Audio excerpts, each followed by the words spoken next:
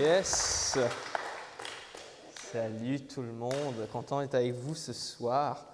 J'avais hâte de vous partager le message que j'ai eu la chance de partager ce matin à Magog. Je suis content de voir que plusieurs d'entre vous, vous êtes là. C'est peut-être parce qu'on a une activité après au sous-sol. Ça vous tentait de participer à notre bataille de Nerf. Moi, c'est sûr, là, à la fin, je vais être à l'accueil avec ceux qui restent pour discuter, mais je vous garantis, après, vous allez me trouver en bas avec un gun de Nerf, courir partout dans le gymnase. Pour ceux qui n'étaient pas au courant, c'est qu'après le message, on a un temps de connexion au sous-sol parce que HCC ont le privilège d'avoir un beau gymnase qu'on veut utiliser pour passer un temps de communauté ensemble. On s'est dit, à Acte 21, quand on n'est pas le dimanche matin, on veut réimaginer un peu les choses. Donc on s'est dit, pourquoi pas avoir un service de soir et après un temps de connexion différent de l'ordinaire. Mais ce soir, on continue une thématique qu'on est en ce moment, qui est les héros de la foi.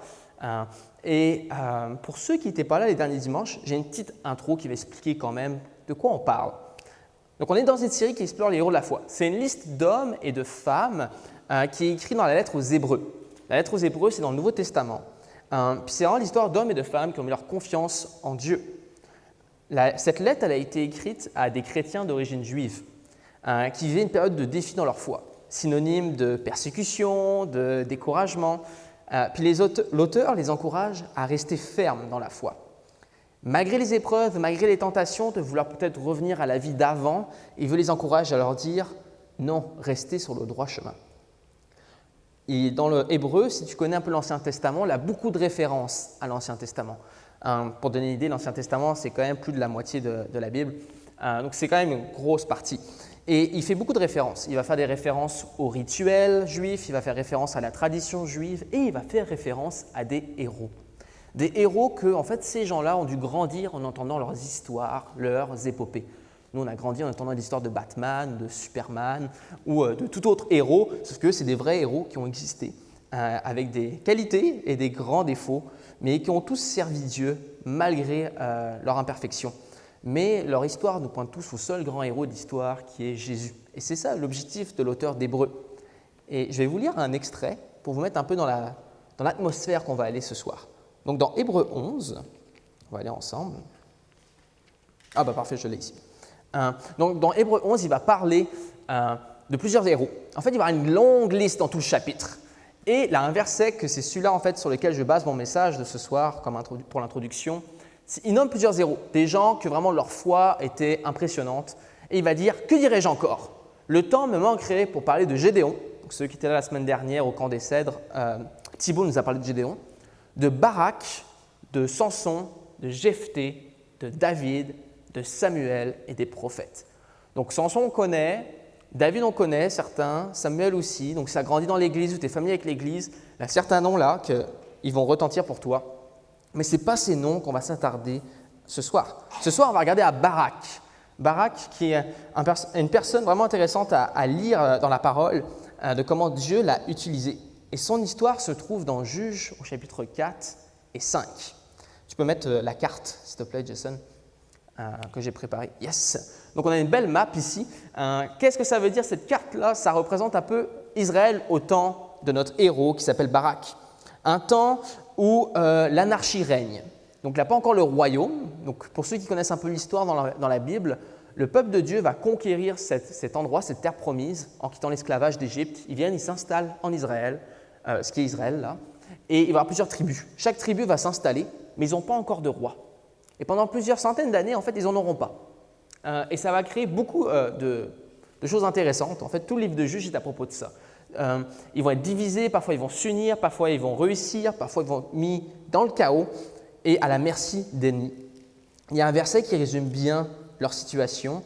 Dans Juges, au chapitre 21, ça dit « En ces temps-là, il n'y avait pas de roi en Israël.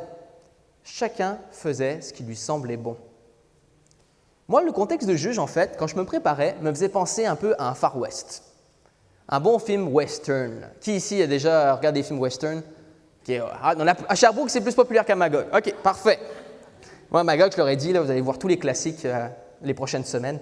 Mais, tu sais, quand on pense à Juges, moi, ça me fait penser vraiment au western.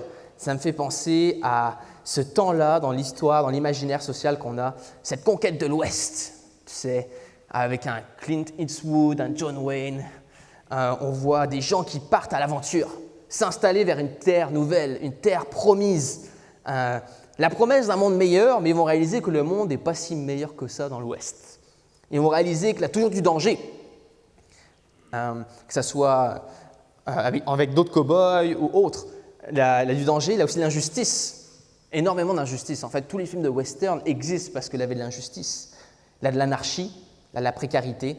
Et le seul gardien de l'ordre, c'est le pauvre shérif, qui d'habitude, honnêtement, fait juste figure de figurant dans le film ou dans la série, parce qu'il est incapable d'amener la loi et l'ordre. Donc il est un peu pris de court. Dans un western, le paysage est très simple. Tu as un shérif dépourvu, tu as des gens en quête d'or, de richesse ou d'un meilleur chez-soi. Il va y avoir une bagarre dans le saloon, une banque qui se fait cambrioler peut-être, et une victime collatérale d'une fusillade. Donc c'est un peu tout le temps ça un western. Si vous avez regardé Lucky Luke, la majorité des épisodes, il y a ça qui se passe. Il y a une bande de brigands qui sèment la pagaille. Et le cinéma nous a enseigné une solution, nous a dit, en fait, le shérif, il a besoin d'un John Wayne. Il a besoin d'un héros. Un héros qui va prendre une voix rauque, qui va être là, qui va sortir son revolver quand il faut et qui va régler le problème. Que lui, il a peur de rien. Ou un Lucky Luke qui tire plus vite que son ombre. C'est ce que le cinéma nous enseigne. Alors si je nous dis que l'époque de Barak, dans le jeu, je me fais penser un peu au western, est-ce que je suis en train de nous dire que Barak est un peu comme le John Wayne d'Israël? La réponse est non. Moi, ça me fait plutôt penser à un autre classique. Bon, peut-être pour moi, je ne sais pas pour vous. Tu peux mettre la prochaine. Moi, Barak me fait penser au Magnificent Seven. Okay, moi, quand on faisait des voyages d'auto longs, mon père nous mettait ça en arrière, puis là on regardait. En français, je pense que c'est les 7 mercenaires. Mais j'aime beaucoup leur slogan. Ça dit « Ils sont 7, mais ils se battent comme 700 ». Ouais. Ça a forgé mon enfance, les épisodes de ces aventures, de ces cow-boys-là, qui amènent vraiment la justice à travers le Far West. Et pourquoi je dis que Barak, ça ressemblerait plus à ça? C'est que Barak, ils ne sont pas 7 dans son histoire, ils sont 3. Ils sont 3 personnes qui vont amener justement la justice à un temps d'injustice à l'époque d'Israël. Et le titre de mon message, en fait, ce soir, c'est « Quand Dieu commande un trio ». Hein? Là, un McDonald's juste à côté, ici, à la sortie. Non, là, vous allez peut-être avoir faim après. Ce n'est pas commandité par McDonald's, le message. Okay, je tiens à préciser. Peut-être après la bataille de Nerf, pour les gens en bas, on ira au McDo, là, je ne sais pas. Mais avant de vous présenter nos héros, j'aimerais prier. Et après, on va se lancer, un peu comme dans l'univers. Qu'est-ce qui s'est passé pour qu'on ait besoin que Barak arrive dans le décor pour sauver Israël? Et je vais prier. Allez Dieu, on veut venir devant toi. On veut te remercier en premier pour HCC qui nous reçoit ici. On veut te prier, te remercier pour la bénédiction que tu as sur cette Église et pour leur hospitalité, leur désir d'être partenaire avec nous pour nous permettre justement d'être ici ce soir et la semaine prochaine. Donc on veut vraiment prier pour que tu puisses les bénir, Dieu, et qu'on puisse ce soir être bénis par ta parole. Donc on te prie au nom de Jésus. Amen. Alors, on va tourner ensemble dans Juge 4. Puis c'est pas mal l'endroit qu'on va rester tout le long de la soirée. Si tu as une Bible sur ton téléphone, tu peux y aller, ou sinon tu peux juste m'écouter. Alors, Juge, chapitre 4, verset 1. Ça nous dit, « Après la mort d'Éhoud, Éhoud c'était un autre héros de la foi, les Israélites firent de nouveau ce qui est mal aux yeux du Seigneur. Le Seigneur les livra à Jabin, un roi de Canéen, qui résidait dans la ville de Hassor. Le chef de son armée était Sisra, qui habitait à Rochet-Goïm. Jabin possédait 900 chars de fer. Et il opprimait durement les Israélites. Pendant 20 ans, ceux-ci appelèrent le Seigneur au secours. » Mon premier point ce soir, c'est être sous l'oppression d'un ennemi appelé l'Éternel. Le peuple s'est détourné de Dieu. Et quand on commet le mal, donc quand on se livre à ce qui déplaît Dieu, l'ordre naturel des choses qui arrivent, puis il y a souvent des conséquences à nos actes. Donc qu'est-ce qu'ils ont fait de mal, en fait, les gens, à l'époque de Barak? Ils ont enlevé la place de Dieu comme numéro 1, dans leur société et dans leur famille. Ils ont diminué leur ferveur spirituelle, ils ont adopté des pratiques étrangères à leur foi, et ils ont commencé à croire d'autres vérités, des fausses vérités, et non à la vérité. Dans le langage biblique, on appelle ça l'idolâtrie. Donc, c'est d'adorer quelque chose autre que Dieu. Et on est tous susceptibles de tomber là-dedans. De dire que oui, moi je crois en Dieu, je viens même à Actes 21 régulièrement, je suis même bénévole impliqué, je crois en la Bible, mais inconsciemment ou consciemment, dans notre vie, dans le day-to-day, à chaque jour, notre vie reflète plutôt qu'on adore autre chose. Et si on ne cherche pas l'aide, si on ne cherche pas la repentance, au bout d'un moment, la vie nous amène à goûter aux conséquences de notre éloignement de Dieu. Puis il faut savoir que dans l'Ancien Testament, Dieu avait fait une alliance avec Israël et cette alliance était claire. Qu'est-ce qu'elle était, cette alliance? C'était que Dieu avait une nation mise à part qui devait le représenter auprès des autres nations. Et que si eux respectaient les commandements de Dieu, lui respecterait l'alliance aussi et les protégerait et les bénirait. Mais s'ils ne respectaient pas l'alliance, Dieu n'était pas obligé de les bénir et de les protéger. C'est ce qu'on appelle l'ancienne alliance. Donc ça se résume comme le peuple sera obéissant à Dieu et Dieu sera fidèle à eux. Et s'ils ne sont pas obéissants à Dieu, eh bien Dieu ne sera pas fidèle. Et nous aussi, les chrétiens, on est appelés mis à part. On n'est pas sous l'ancienne alliance. Mais c'est quand même vrai que si on ne marche pas avec Dieu, en tant que chrétien, on croit qu'on goûte la liberté en Jésus. Mais si on ne marche pas avec Jésus, si on ne le suit pas, on peut se mettre des chaînes dans notre vie.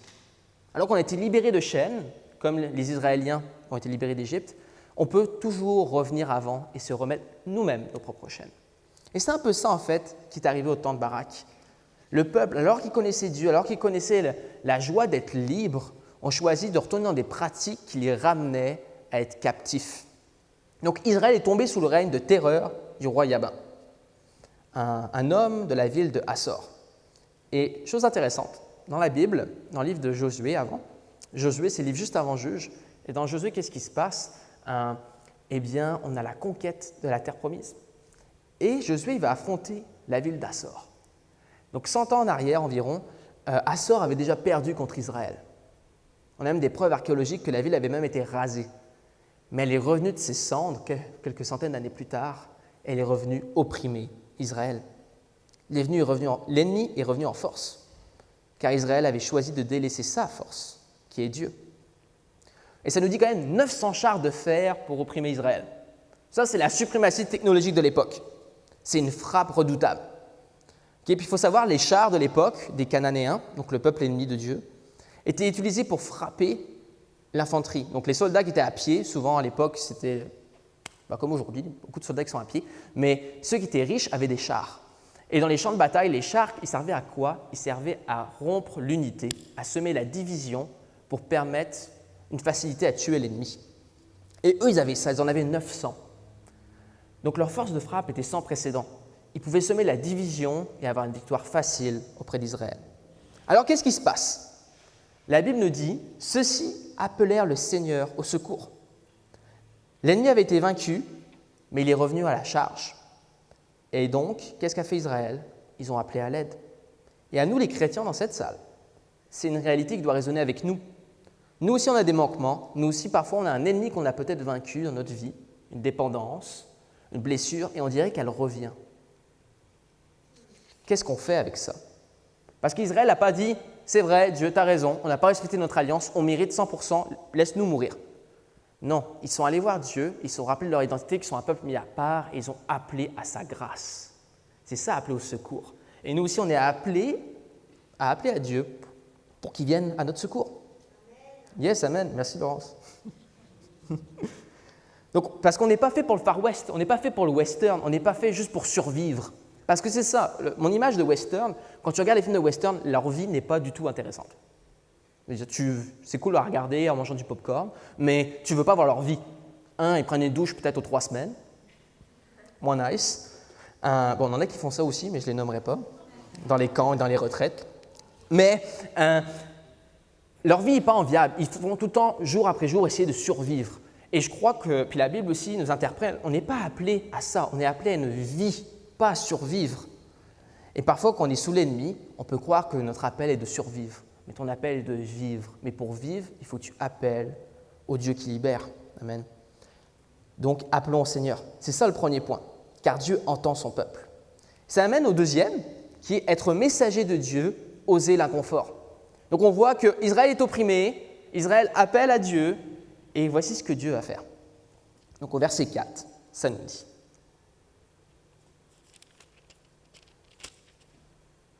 Laissez-moi juste, je vais le retrouver. Parfait. À cette époque, Déborah, femme de Lapidote, qui était prophétesse, rendait la justice en Israël. Elle siégeait sous le palmier de Déborah, entre Rama et Béthel, dans la région montagneuse d'Éphraïm. C'est là que les Israélites venaient la consulter. Un jour, Déborah convoqua Barak, fils d'Abinoam, de Kédesh, dans le territoire de Nephtali. Elle lui dit, « Le Seigneur, le Dieu d'Israël, n'a-t-il pas donné cet ordre? Recrute 10 000 hommes dans les tribus de Nephtali et de Zabilon, et conduis-les sur le mont Tabor. J'inciterai Sisera, chef de l'armée d'Yabin, à venir au torrent des Kishon pour te combattre avec ses chars et ses troupes, et je le livrerai entre tes mains. » Donc on a Déborah qui va dire à Barak, « Voici un message de Dieu pour toi. Dieu a entendu son peuple et il veut le libérer. » Déborah, c'est une prophétesse.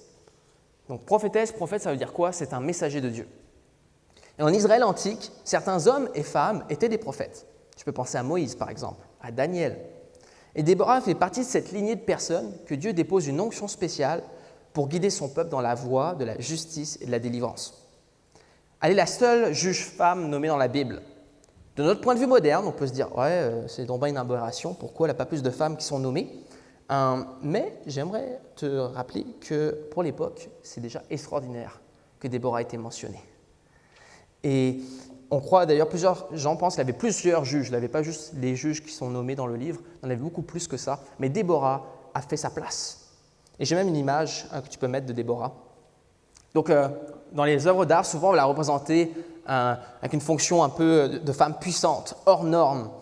Et il faut savoir, comme je disais, le rôle de prophète, il y avait des hommes et des femmes qui en faisaient partie. Déborah, ce n'est pas la seule femme qui est nommée comme prophétesse dans la Bible. La Myriam, la sœur de Moïse, qui en est une. Là aussi, Hulda, qui est au temps du roi Josias. Et Anne, dans Luc 2, qui va reconnaître Jésus dans le temple. Ce qui est hors norme, ce n'est pas qu'il y ait une femme qui est prophétesse, ce n'est pas qu'il y ait une femme qui est en leadership spirituel, mais c'est en gros le verset 8 qu'on va lire ensemble. Donc Déborah est une leader spirituelle reconnue. Elle siège sous un palmier entre Rama et Béthel. Donc imaginez-vous un palmier, tranquille, au chaud, et les gens se déplacent pour avoir ses conseils. Et elle va convoquer Barak, un chef de l'époque, pour lui partager la commande. Pourquoi ? Car c'est une femme guidée par l'Esprit de Dieu. Pour ton information, le Saint-Esprit n'est jamais mentionné dans le texte de Juges, mais il œuvre à travers la prophétesse. Et il œuvre à travers tout le récit des juges, sans être toujours nommé. Et cette commande que dit Déborah est clairement de Dieu, car Dieu appelle son peuple à se libérer. Puis il y a un fait que je trouve intéressant, Déborah siège sous son palmier. Donc en gros, le peuple est sous oppression, c'est difficile pour eux de vivre, ils sont attaqués, ils sont à la merci, ça fait 20 ans qu'ils vivent sous une tyrannie, mais elle est quand même tranquille sous un palmier et les gens viennent la voir pour avoir conseil. Donc ce n'est pas tout le temps, si le peuple est sous oppression, que tout le monde va l'être. Mais pour moi, je vois vraiment tout un courage de Déborah aussi, de sa part, parce qu'elle va convoquer Barak, puis elle va lui dire « Tu es appelé à te soulever, à réunir plus de 10 000 hommes et à aller combattre l'ennemi. » Si Barak et son armée est vaincu, je vous garantis que l'armée ennemie va trouver Déborah, car c'est de elle que vient la rébellion. Donc elle a quitté son confort pour dire le message de Dieu. Déborah, par son ministère prophétique, nous pointe au plus grand des prophètes qui est Jésus. Celui qui a quitté son confort aussi pour nous trouver. C'est lui qui t'appelle aussi au chemin de la délivrance, qui est la croix. Parce que si prophète veut dire messager, évangile veut dire bonne nouvelle. Et toi, qui es un leader spirituel, tu es appelé à être le messager qui pointe à la bonne nouvelle, qui libère. Il y en a parmi nous ici, on est des leaders spirituels pour certaines personnes. Des gens viennent te voir pour avoir des conseils. Tu n'as peut-être pas un palmier, mais ils viennent quand même te voir. Qu'est-ce que Dieu t'amène à faire? À partager sa vérité. Et parfois, quand tu vas devoir partager la vérité de Dieu, il va peut-être t'appeler à quitter ton palmier. Et n'ayons pas peur de quitter notre confort pour proclamer la vérité. Car le message qu'on porte, c'est l'Évangile. L'Évangile, c'est la puissance de la vie face à la mort. Là où il y a la mort, l'Évangile donne la vie. Alors oui, si tu es un leader spirituel, parfois Dieu va t'appeler à l'inconfort quand tu vas devoir partager ton message à quelqu'un auprès de toi. Et on a tous besoin d'un conseiller qui nous pousse à la juste action à faire, qui nous rappelle notre identité et notre appel. Et le plus grand des conseillers, c'est Jésus. Parce que lui non plus, comme je vous ai dit, il n'est pas resté dans son confort. Alors souviens-toi, être messager de Dieu, c'est pas synonyme de confort. Tu vas être appelé parfois à affronter l'adversité dans l'inconfort. Donc pour les gens ici, qui sont chrétiens, quel message Dieu t'a communiqué dernièrement?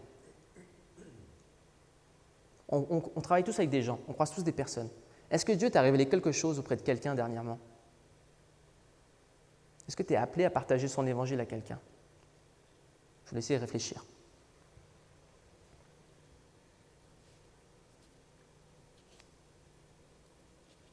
Ça m'amène au point 3, l'acte de foi.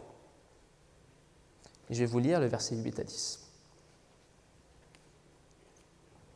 Barak répondit à Déborah. Donc, je vous rappelle, Déborah lui dit « Hé, réunis tes soldats, tu vas avoir la victoire contre l'ennemi. » Et voici ce qu'il va lui dire. « Si tu viens avec moi, j'irai.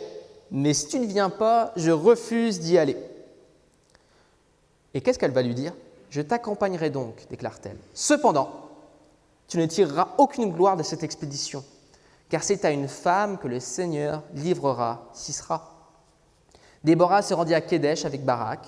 Celui-ci rassembla les tribus de Nephtali et de Zabulon. 10 000 combattants décidèrent de le suivre, et Déborah elle-même partit avec lui. Barak reçoit le message. Il ne refuse pas, mais il met une condition.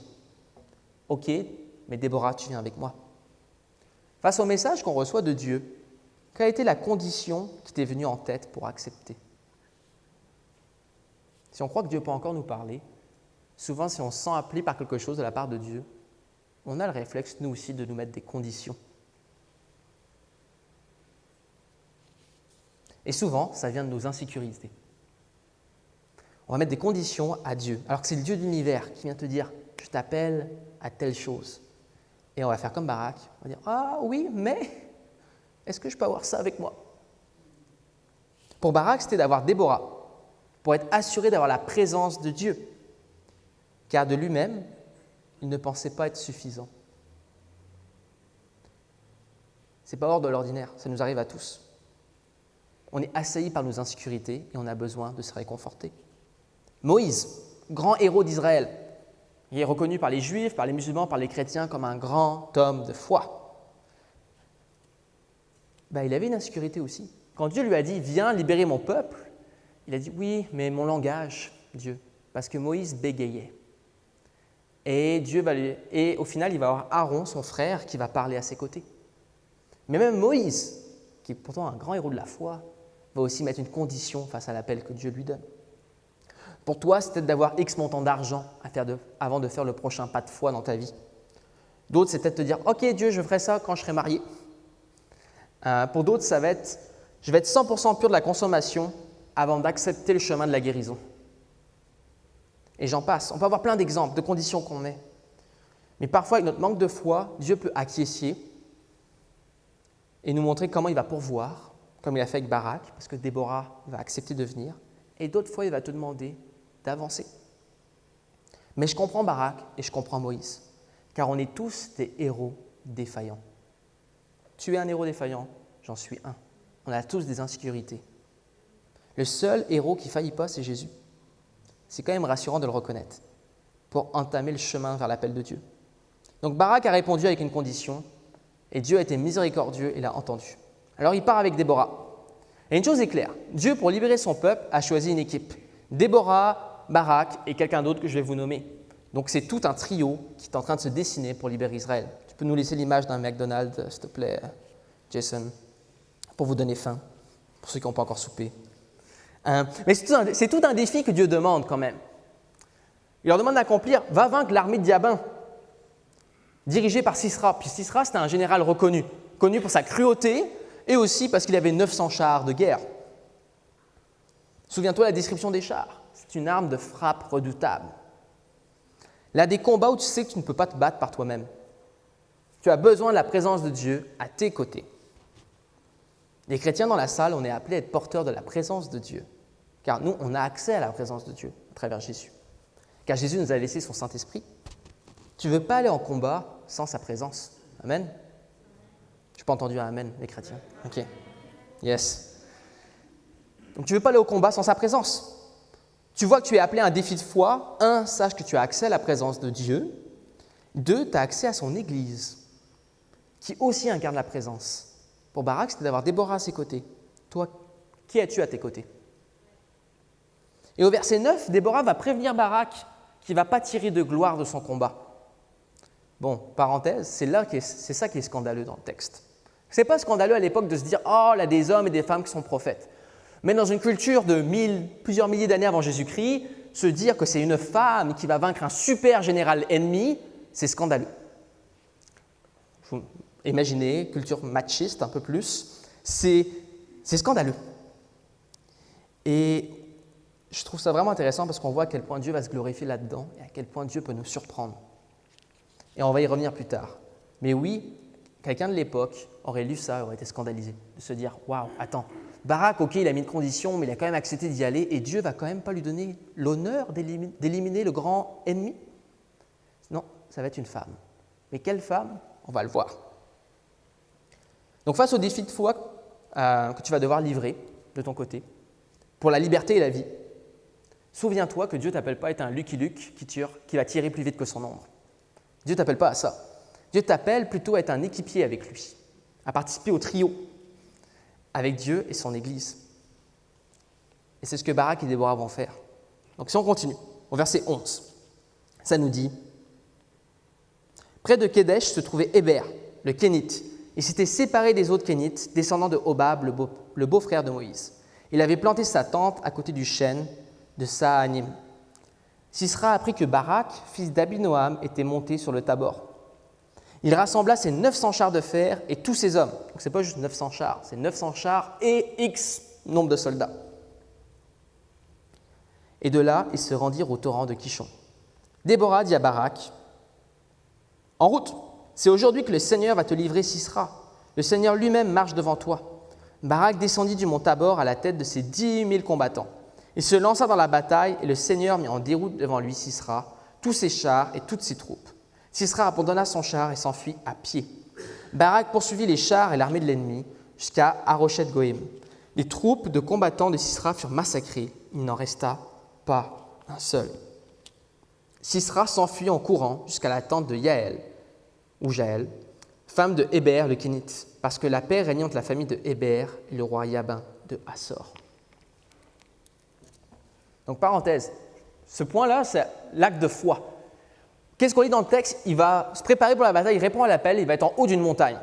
Donc, dis-toi, il a réuni 10 000 soldats. Sur les 12 tribus d'Israël, on a juste 2 tribus qui vont avoir fourni des soldats. C'est probablement des miliciens, c'est des gens c'est des réservistes, en gros. Ce n'est pas des soldats professionnels. Ils ont une autre job, autre chose, et ils vont venir, ils sont 10 000 pour le combat, et ils vont affronter une armée professionnelle. Déjà, tu te dis, ok, ils ont un désavantage. Là, il a un avantage stratégique, ils se mettent en haut d'une montagne. Mais Dieu leur dit, non, descends de la montagne, va dans la vallée, c'est là où c'est plat, contre des chars. Parce qu'en montée, c'est facile de se combattre contre des chars. Mais sur un terrain plat, proche d'une rivière, si ça se passe mal, bonne chance pour t'enfuir. Et Dieu va leur dire, oui, fais ça. Donc ils sont appelés à un défi impossible. Cependant, Barak a confiance en Dieu. Il ne va pas mettre de conditions cette fois-ci, parce qu'il a la présence de son Dieu avec lui. Amen, yes. C'est tout un combat qui va se passer et ils vont gagner contre ces chars de fer. Dieu va leur donner la victoire, ils vont même massacrer l'armée ennemie. Cependant, il y a un problème. Le grand général, le grand méchant de l'histoire, le grand stratège, il s'est enfui. Dans certaines luttes et combats qu'on a dans nos vies, les compétences qu'on a, l'entourage qu'on a, peut nous aider à vaincre, à avoir des victoires. Mais parfois, il manque une finalité. Aller hors de ton contrôle, hors d'atteinte. Tu as vaincu l'armée, mais l'ennemi rôde encore. Tu as remporté le défi, mais le challenge reste. Eh bien, je pense que c'est là où la souveraineté de Dieu doit être notre refuge. Ça m'amène au 4e point. Donc à toi qui as gagné des combats dans une lutte, mais qui ne vois pas encore la victoire finale, la souveraineté de Dieu, c'est ton refuge. Et le verset 11 nous a donné un indice tout à l'heure. Et le verset 17 aussi nous le donne. Parce que Déborah nous a dit que Sisera sera terrassé par une femme. Ce n'est pas Déborah qui va tuer le général ennemi. Et on va lire la suite. Donc, au verset 18. Jaël sortit au-devant de Sisera et lui dit « Entre ici, mon général, entre chez moi, n'aie pas peur. » Il entra dans sa tente, elle le cacha sous une couverture et lui dit « S'il te plaît, donne-moi un peu d'eau à boire, j'ai soif. » Elle ouvrit l'outre contenant du lait et lui donna à boire, puis elle remit la couverture sur lui. Il ajouta « Reste à l'entrée de la tente, et si on te demande « Y a-t-il quelqu'un ici ?» tu répondras « Non. » Sisera, épuisé de fatigue, s'endormit profondément. Jaël, femme d'Héber, prit un marteau et un piquet de la tente et s'approcha avec le piquet et l'enfonça dans le sol, qui s'enfonça dans le sol. Et Sisera en mourut. Donc elle prend un piquet, elle le transperce la tête. Et là-dessus, Barak, qui était à la poursuite de Sisera, arriva. Jaël sortit au-devant de lui et lui dit « Viens, je te ferai voir celui que tu cherches. » Il entra dans la tente et découvrit Sisera étendu, mort, sur le sol, la tête transpercée par le piquet de la tente. Ce jour-là, Dieu permit à Israël de remporter la victoire sur Jabin, roi de Canaan. Ouf, violent, hein? Dieu, dans sa souveraineté, a créé une opportunité de rédemption pour Jaël. Pourquoi je dis ça? Si on fait attention au texte, ça nous dit au verset 11 que Jaël a fait partie de la famille d'Héber. Héber, il n'est pas allié à Israël, il est allié à l'armée ennemie. En l'éliminant le Sisera, elle a mis fin à cette mauvaise alliance. Elle a aussi sauvé sa peau face à Barak qui allait arriver avec ses soldats. C'est un passage choquant. Mais j'aimerais analyser quelques versets avec vous. En entrant chez Jaël, Sisera n'a pas respecté plusieurs choses de l'époque. Il n'a pas respecté les règles d'hospitalité. À cette époque-là, un homme ne restait pas seul avec une femme dans une tente. À cette époque-là, si tu étais allié à un autre clan, tu allais voir le chef, tu n'allais pas voir quelqu'un d'autre pour négocier. Mais aussi, ça ne se faisait pas d'exiger des choses à ton hôte. Et la réaction de Jaël, on voit que Jaël ne répond pas exactement à ses demandes. Elle va les surpasser. Au lieu de lui donner de l'eau, elle va lui faire du lait. Elle va lui donner du lait, une boisson réconfortante. J'ai ma petite image. Donc, c'est Sisera après sa bataille qui s'est mal passée, et son lait, son verre de lait, ses petits biscuits. Qui fait ça le soir, non? Dans la télé. Ah, voilà, merci, on a des gens qui confessent la même chose. Puis elle va lui donner ça, puis elle va lui donner une couverture en plus. C'est réconfortant, là. Parce que Sisera, il a eu une mauvaise journée. Il n'a pas réussi. Et elle va le cacher sous la couverture. Et lui, il va lui dire « Hey, s'il y a des gens qui viennent, dis que la personne. » Donc, il va même nier son humanité. Il va dire « Non, la personne ici, c'est même sa masculinité. Il n'a pas d'homme dans la place. Dis qu'il n'a pas d'homme dans la tente. » Et ensuite, elle va le tuer. C'est intense. Mais Jaël s'est quand même défendue au final, parce que son honneur était en jeu. Mais aussi, elle avait un choix. Elle avait l'opportunité de faire la rédemption pour son clan.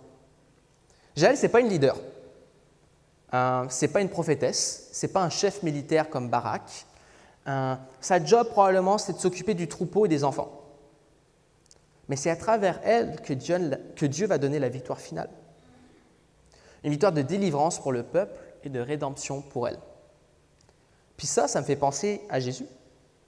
Parce que Dieu aime utiliser le faible pour nous sauver. Jésus n'est pas venu en tant que roi ou en tant que guerrier, il est venu en tant que charpentier pour nous sauver.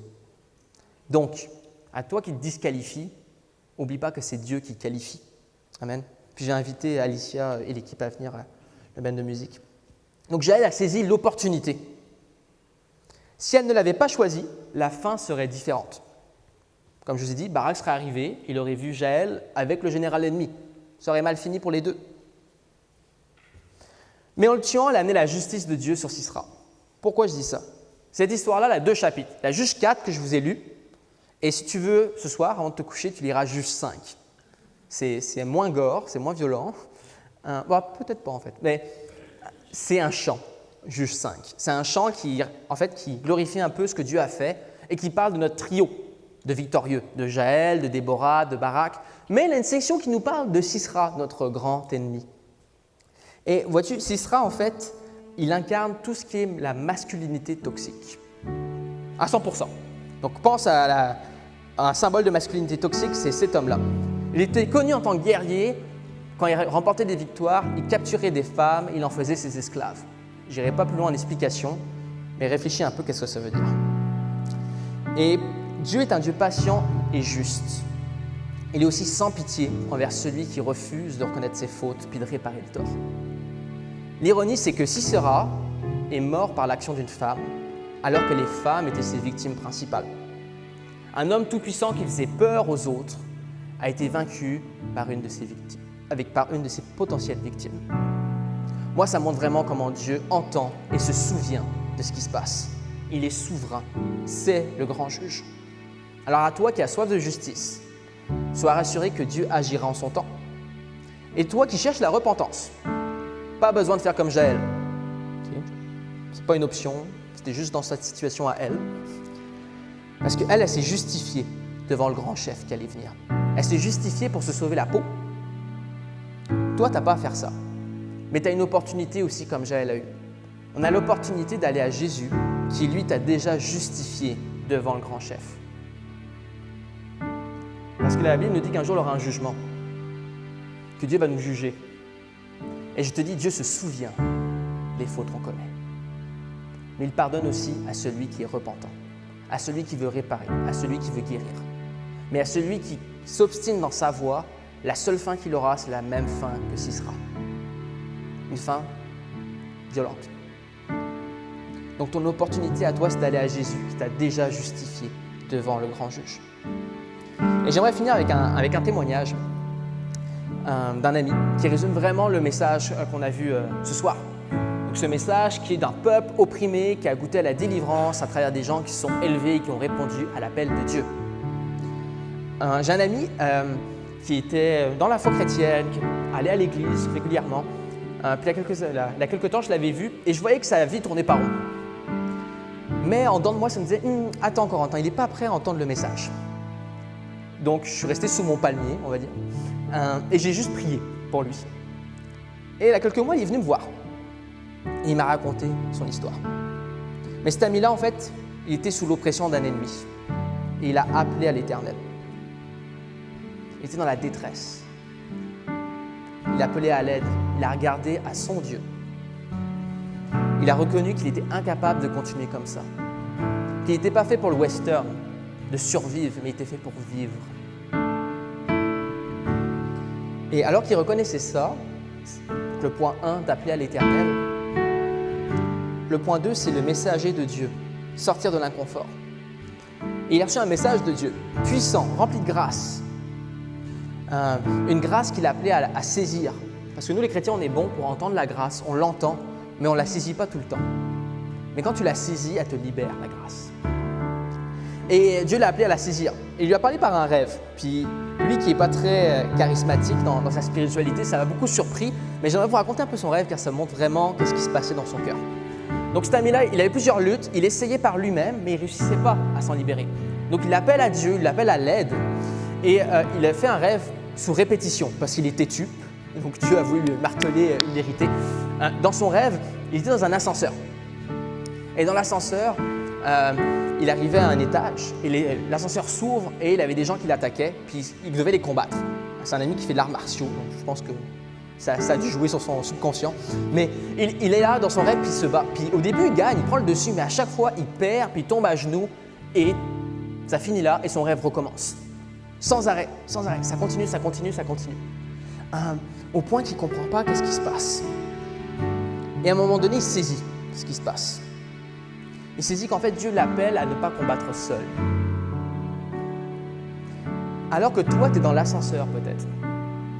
Et tu sais que tu vas avoir un combat, une tentation, un défi qui s'en vient. Tu vois les numéros qui changent dans l'ascenseur. Ça approche. Est-ce que tu es prêt à combattre seul ou avec le Dieu qui est vainqueur? Mon ami, il a essayé à plusieurs reprises de battre seul. Ah, il avait les compétences. Dans son rêve, il gagnait. Il s'imaginait comme un ninja, je pense. Il battait tout le monde. Mais à la fin, il perdait quand même. Donc, à répétition, il a eu ce rêve.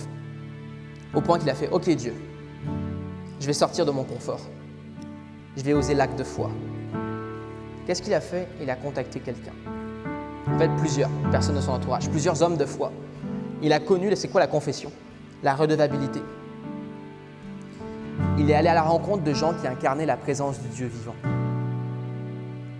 Il y en a ici, vous êtes appelés à être cette présence-là pour quelqu'un. Il y en a ici, vous êtes appelés à aller rencontrer une personne qui incarne ça, pour goûter à la délivrance. Donc mon ami, qu'est-ce qui s'est passé? Après ce rêve-là qui l'a perturbé, il a fait ce pas de foi. Il est venu nous rencontrer, moi, puis d'autres hommes qu'il considérait dans la foi. Et il a commencé à nous parler de son histoire. Et au début, c'était rough. C'était intense, comme dans le livre de Juges. Divisé, chaos, l'ennemi dominait. Même des victoires qu'il avait eues dans le passé devenaient des défaites aujourd'hui. Mais au fil des mois, son acte de foi a commencé à porter fruit. Et c'est là qu'on voit le quatrième point que je vous parlais, qui est la souveraineté de Dieu. Parce que oui, il avait compris qu'il devait aller devant Dieu, que la victoire était ultimement en Jésus. Mais il avait toujours des défis. Et il était toujours... En fait, la vie, c'est comme son image d'ascenseur. À chaque étage, dans nos étapes de vie, on va affronter quelque chose.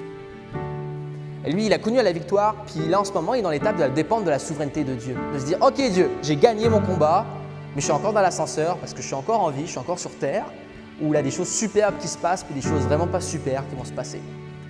Et j'attends le prochain étage. Là, il voit l'ascenseur qui monte ou qui descend vers un étage. Qu'est-ce qu'il va faire? Il va avoir d'autres défis. Mais cette fois-ci, il sait qu'il y a Dieu aussi à ses côtés. Est-ce que toi, ce soir, à Axe-21 Sherbrooke, tu sais que tu peux avoir Dieu à tes côtés dans tes défis? Qui va être avec toi dans cet ascenseur-là? Qui va t'appeler à être un trio? Dieu a commandé un trio il y a plusieurs milliers d'années qui était Barak, Déborah et Jaël pour libérer temporairement un peuple. Mais Dieu nous libère éternellement en Jésus-Christ. Et il t'appelle à faire partie d'un trio. Dieu, toi et l'Église. Et c'est ça qui est vainqueur. Parce qu'au final, c'est de reconnaître qu'on n'est pas fait pour le Far West, on n'est pas fait pour le Western, on n'est pas fait pour survivre, mais on est fait pour vivre. Et c'est ça qu'on a mis à réaliser dans les derniers mois. Mais à réaliser que la vie était bien plus que survivre. Elle était bien plus que de juste toffer au prochain jour. Et c'est mon appel pour nous ce soir. Pour connaître la victoire, le premier pas, c'est ça. C'est d'appeler à l'Éternel. C'est de faire l'acte de foi. Et oui, ça va être de dépendre aussi de la souveraineté de Dieu. Et la victoire de Dieu sur Sisera, dans Juge, préfigure la victoire de Jésus à la croix. Une mission qui avait toutes les probabilités d'échouer. Alors que le général ennemi s'est enfui, Dieu a quand même réussi à trouver un moyen de vaincre Sisera. Alors que Jésus est mort à la croix, où tous les disciples pensaient qu'il avait perdu, Dieu nous a surpris par la résurrection. Et c'est ça le dernier mot de Jésus face à la mort. C'est la vie. Et on a tous des endroits de mort dans notre vie que Dieu appelle à la vie. Amen. Notre victoire contre le mal, la seule réponse se trouve à la croix, Axe. Et c'est ça que j'avais à cœur de vous partager ce soir. On est appelé à faire équipe avec ce Dieu-là qui va t'aider à connaître la victoire. Amen.